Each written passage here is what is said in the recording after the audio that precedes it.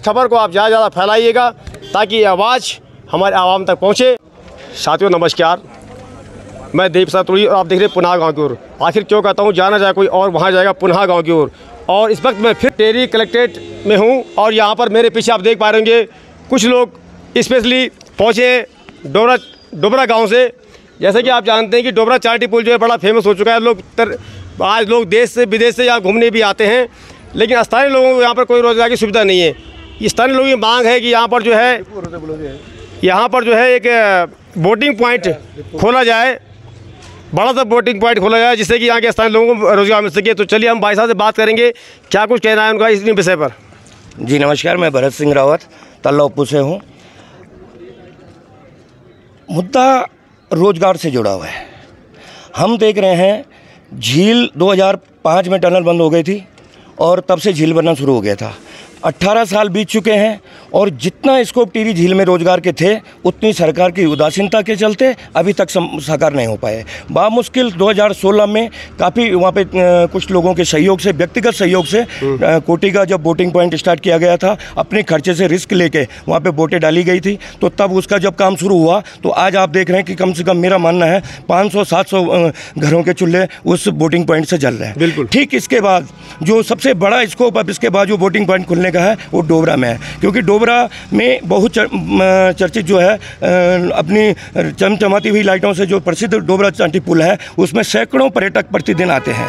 और उन पर्यटकों को इतनी मेरा उप्पू में होम स्टे भी है और मैं देखता हूँ कि जो लोग यहाँ पे रुकते हैं उनको लगता है कि एक बार हमें बोटिंग के लिए कोटी जाना पड़ता है, फिर हमें लाइट देखने के लिए डोबरा आना पड़ता है और फिर स्टे करने के लिए फिर हमें तेवाड़ गाँव या टिहरी चंबा जाना पड़ता है। ये बहुत दुख की बात है। हम सरकार से मांग कर रहे हैं, इतने साथी बेरोजगार हमारे बगल के गाँव, मेरा ये भी कहना है कि टिहरी डैम की जब झील बनी तो उससे जो गांव डूब गए उनको तो विस्थापन का दर्जा मिल गया, जो गांव डूबे नहीं वो आज भी वहां जस के तस है। लेकिन उनके लोगों को क्या दंश मिला, उन्होंने एक तो प्रताड़ना ही झेली, उनको रोजगार भी आज नहीं दे रहे, उनके गाँव को सुविधाएं भी नहीं दे रहे। तो उससे क्या हो रहा है कि पूरे जो लोगों के जो पलायन की जो बात आती है वक्त वक्त पे वो बहुत तेजी से बढ़ती जा रही है। अभी भी हम चाह रहे हैं कि जब हमारे घर में स्कोप है, और मैं गारंटी व्यक्तिगत रूप से गारंटी देता हूँ कि डोबरा चांटी के नज़दीक अगर बोटिंग पॉइंट खुलता है तो वहाँ पे कम से कम 500 लोगों को रोज़गार मिल जाएगा। ये मैं दावे के साथ कह सकता हूँ, क्योंकि मैं ये इसलिए अनुभव के साथ बोल रहा हूँ कि मैं जब डोबरा से 2 किलोमीटर की दूरी पर उप्पू गाँव में मेरा होम स्टे है और मैंने अब तक कम से कम 700-800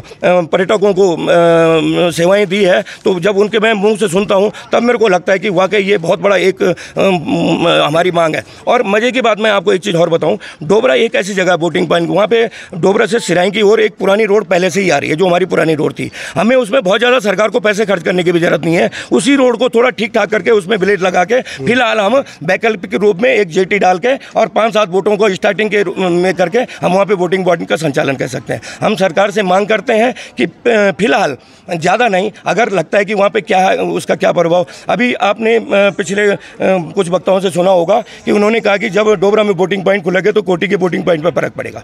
कुलदीप पंवार ने बोला है कि बिल्कुल, जब शुरू में हम 6 बोटें लाई थी तो 100-200 लोग आते हैं, आज 103 बोटें चल रही है तो आज हज़ारों में लोग आ रहे हैं। अभी डोबरा में भी बोटिंग पॉइंट खोला, लोग लाखों में बढ़ेंगे। ये हमारी बहुत छोटी सोच है। बात पे मैं रोकना चाहूँगा। देखिए, अगर कंपटीशन बढ़ेगा तो जो है इसमें आपको क्वालिटी, कस्टमर्स को भी क्वालिटी मिलेगी। और अगर आज युवा ने साथ दिया और सरकारों ने सुना तो डोबरा चांटी पुल के नाम से जो स्थान जाना जाता है वो बोटिंग के लिए भी जाना जाएगा, क्योंकि यहाँ पर होम स्टे की भी अच्छी सुविधाएं हैं और काफ़ी लोगों को इसका रोज़गार भी मिलेगा। अभी पिछले दिनों मुख्यमंत्री जी तेवाड़ गाँव में रुके थे। मेरा पर्यटन की तरफ को मैंने प्रतिनिधित्व किया और मेरा संवाद कार्यक्रम जब नगर पालिका के हॉल में मुख्यमंत्री जी था, मैंने पर्सनली जो अपनी व्यक्तिगत रूप से चिट्ठी लिखी थी उस पर भी मैंने इस बिंदु को प्राथमिकता में प्रथम 1 नंबर पे इस बिंदु को दर्शाया था कि हम डोबरा में बोटिंग पॉइंट प्राथमिकता में खोला जाए, और उन्होंने व्यक्तिगत रूप से बोला कि बहुत जल्दी इसमें हो जाएगा। जबकि मैं ये समझता हूँ जब बोटिंग पॉइंट संचालित होगा, बोटें लगेंगी तो उसमें सरकार का रेवेन्यू बढ़ेगा और जो हमारे लोगों को रोजगार की संभावनाएं बढ़ेगी। क्षेत्र में चहल पहल होगी, कि किसी की दुकान नहीं चलेगी, पलायन रुकेगा। और डोबरा का तो वैसे भी विस्तार सरकार की उसमें है, उसका उन्होंने ब्लूप्रिंट तैयार कर रखा है सारा। उसको मैंने आज अपने पत्र में हम समिति बना दी हमने। ये समिति है डोबरा चांटी विकास संघर्ष समिति, और इसमें मैंने अभी 2-3 बिंदु लिखे हैं जिसको प्राथमिकता में मैंने वही लिखा, डोबरा में शीघ्रातिशीघ्र वोटिंग पॉइंट खोला जाए। नंबर 2 पे है डोबरा में पर्यटकों हेतु झूले, पार्किंग, स्वच्छ पेयजल, स्वच्छ शौचालय आदि उपलब्ध कराकर डोबरा का सौंदर्यीकरण करवाया जाए। तीसरे पे लिखा है बरसात के दिनों में डोबरा की लाल मिट्टी दलदल बन जाती है, उसके लिए दुकानों के आगे सड़क निर्माण करवाया जाए। दुकान तो अलॉट कर ली, वहाँ पे भाई साहब बरसात होती है तो वो लाल मिट्टी है, वहाँ चलना मुश्किल हो जाता है, गाड़ियाँ जाएंगे तो वो फंस। ये आपका बहुत अच्छा पॉइंट है। और एक चीज़ मैं और देख पा रहा हूँ, डोबरा में कई वर्षों से ठेली लगा रहे युवाओं को अस्थायी खोखा डालने की अनुमति दो। ये भी इनकी मांग है। क्या कहना चाहेंगे आप इस पर, क्या है आपकी मांग? सर मेरी मांग तो यही है। यही मांग है आप? हाँ। अगर सरकार इस बात को नहीं सुनती है, शासन प्रधान नहीं सुनता है, तो आपका क्या रवैया रहेगा इसके प्रति? देखिए, हम संवैधानिक तरीके से जो संभव हो सकेगा, हम जब तक हमारे युवा, जितने भी युवा, हम संघर्ष एकत्र होकर संघर्ष करेंगे, लड़ाई लड़ेंगे और सरकार से इस बात को मानने के लिए सरकार पे दबाव बनाते रहेंगे, सरकार को मजबूर कर देंगे वहाँ पे बोटिंग पॉइंट खोलने के लिए, या डोबरा का जो पर्यटक की दृष्टि में उसका जो विकास होना चाहिए उसको करवाने के लिए। मैं तो धन्यवाद करता हूँ आपको कि आप लोग अभी भी इस जागृति को फैलाने का काम कर रहे हैं। तो युवाओं को आज आगे आना और समझना होगा। आप कुछ कहना चाहेंगे एक युवा के नाते? एक युवा के नाते मैं इसी बात पे अपने भाई के लिए कहना चाहता हूँ कि ये हमारे भाई लोग हैं जिन्होंने जब रोजगार छीन लिया सरकार ने, उससे अभी हम देहरादून में कुछ टाइम पहले बेरोजगार संघ द्वारा हमने भी आंदोलन किया था, जिसमें कि हमने देखा शिक्षित बेरोजगारों का तो समाधान है, लेकिन जो हमारे स्वरोजगार के लिए हैं उनका कोई समाधान नहीं है। तो मैं जिला प्रशासन से भी यही कहता हूँ कि इनके लिए एक खोखा मार्केट बना के जहाँ इनको ज़मीन दी जाए और बोटिंग पॉइंट जल्द से जल्द, क्योंकि मैं उसी क्षेत्र का हूँ, उसी मेरी ग्राम सभा की आपको सही पॉइंट है। आपने कई जगह देखो इलीगल तरीके से लोग खोखे लगा देते हैं, जिस पर कि कई बार क्या होता है कि कुछ जो आप खाना पीना खा रहे उसका भी कोई नहीं है। अगर इनको एक लाइसेंस टाइप का दिया जाए भाई, ताकि आप लोग यहाँ पर रोजगार कर सकते हैं, इसका कोई मापदंड हो ताकि युवा इस पर रोजगार कर सके। क्या करना चाह रहे हैं? मैं कुछ अपने बारे में बता देता हूँ। जी।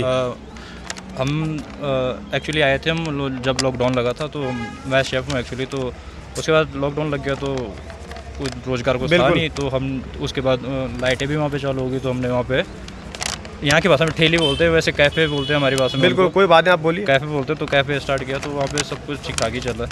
लेकिन कुछ ऐसा होता है कि वहाँ पे स्थायी जगह नहीं है, तो हम चाहते हैं कि थोड़ा सा हम भी पर्यटन को बढ़ावा दे रहे हैं। वहाँ पे जो भी पर्यटक आता है उनको सुविधाएं दे रहे हैं। जब पर्यटक आता है उसे शौचालय चाहिए, खाने पीने के लिए कुछ चाहिए, और ये सब तब संभव है जब इनको जो है यहाँ पे प्रमाणित होकर बैठाया जा सके। और जल्द से जल्द प्रशासन से भी विनती है कि जल्द से जल्द इनको भी जगह दी जाए, बोटिंग पॉइंट भी शुरू की जाए। नहीं तो पहाड़ी तो तुमने इतना कर दिया कि देहरादून के आंदोलन भी आपने देखी। बिल्कुल, आप देख रहे हो आजकल पहाड़ी खाने की बड़ी बड़ी बातें हो रही है, लेकिन पहाड़ी खाना अगर देहरादून में कोई फायदा नहीं है।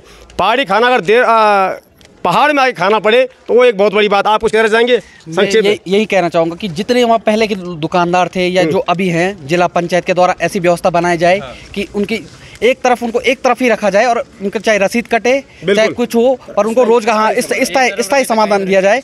जो पहले भी वहाँ जब लेबर थी, जब पुल कंस्ट्रक्शन का काम चल रहा था, तो काफ़ी लेबर थी, काफ़ी दुकानें चलती थी लोगों की, जिससे उनका परिवार चलता था। आज वो दुकानें बिल्कुल बंद हो गई हैं, लोग अपने घर पर बैठ गए। जिला पंचायत के द्वारा कुछ ऐसी व्यवस्था बनाई जाए जिससे वो लोग अपना रोजगार सुचारू रूप से चला सकें। मैं एक चीज़ और बोलना चाहूँगा, जहाँ न जाए कोई और वहाँ जाए पुना गांव की ओर। चैनल को प्लीज़ सब्सक्राइब कीजिए, बहुत हमारे मतलब खुद के ही है।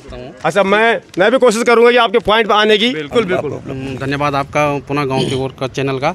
मैं इस बारे में बात करना, जो हमारे छोटे भाई हरीश ने कहा, तो मैं जो डीएम थे मैडम ईशा श्रीवास्तव, उनसे मिला था इस संबंध में। हाँ, ये श्रीवास्तव, उन्होंने कहा था कि हम जो रेडी वालों के लिए जो अलग से बना रहे हैं, और एक जगह पर चिन्हित करके उनको जो है एक सेट बनाएंगे। ये उनका ये सचिवालय से, पर्यटन विभाग से वो था कि प्रस्ताव था कि इस तरह का एक जगह पे उनको वो बनाया जाए। उस समय वो मुख्यमंत्री माननीय त्रिवेंद्र सिंह रावत जी थे, तो उन्होंने इस तरह का वो चलाया था, और वो बीच में ये रुक गया। तो इसको हम चाहते हैं कि ये जो बेरोजगार लोग हैं, ये पलायन भी रुके और लोगों को स्थायी रोजगार मिले। और हमें मज़ा आता है गांव में रह के, हमें बाहर जाने में कोई। देखिए, सबसे बड़ी बात है कि जो युवा बाहर काम कर चुके हैं वो अपने पार रहना चाहते हैं, और मुझे उम्मीद है कि सरकार शासन प्रशासन की सुनेगा, सुन भी रहा है, ताकि इनको जो है निराश न होना पड़े, और एक दिन ये तालियां बजाएं आपके लिए। जिस तरह हाय पीट रहे हैं, उसने आपके लिए तालियां मैं आप सभी का धन्यवाद करता हूं, जो आज आप लोग इस छोटे चैनल को पुनः गाँव की ओर, जो मेरी सोच है उसको आप पसंद करते हो, मेरे द्वारा बनाई गई वीडियो को आप शेयर करते हैं। मैं आप सभी का तहे दिल से धन्यवाद करता हूँ, और मैं हमेशा प्रयास करूँगा कि निस्वार्थ, निष्पक्ष और बगैर पैसे के मुझे कोई कहीं बुलाना चाहे, मैं वहाँ जाऊँगा और दिखाने का प्रयास करूँगा। लेकिन खबर जो है सच्ची और अच्छी होनी चाहिए, जिसमें कि नेतागिरी कम हो, बल्कि आने वाले समय के लिए हमें किस तरह से रोज़गार मिल सके। क्योंकि आजकल हम देखते हैं जब कोई आवाज़ उठती है तो बाद में वो आवाज़ एक राजनीति में बदल जाती है और इसके कारण हमारा मुद्दा भटक जाता है। तो कहीं ना कहीं हम राजनीति के शिकार हो भी रहे। तो मैं युवाओं से एक निवेदन भी करना चाहूँगा कि आप कोई भी प्रतिक्रिया देते हैं सोच समझ के दें, बिना सोचे समझे आप प्रतिक्रिया न दें। क्योंकि कई बार आप आवेश में कुछ भी लिख जाते हैं तो आप शब्दों का जो अर्थ है वो समझ में आना चाहिए। तो इन्हीं शब्दों के साथ अपनी वाणी को विराम देता हूँ और सभी का धन्यवाद करता हूँ। और इस खबर को आप ज़्यादा से ज़्यादा फैलाइएगा ताकि ये आवाज़ हमारे आवाम तक पहुँचे और हमारे युवाओं को एक रोज़गार मिल सके। धन्यवाद। जय हिंद, जय भारत, जय देवभूमि उत्तराखंड।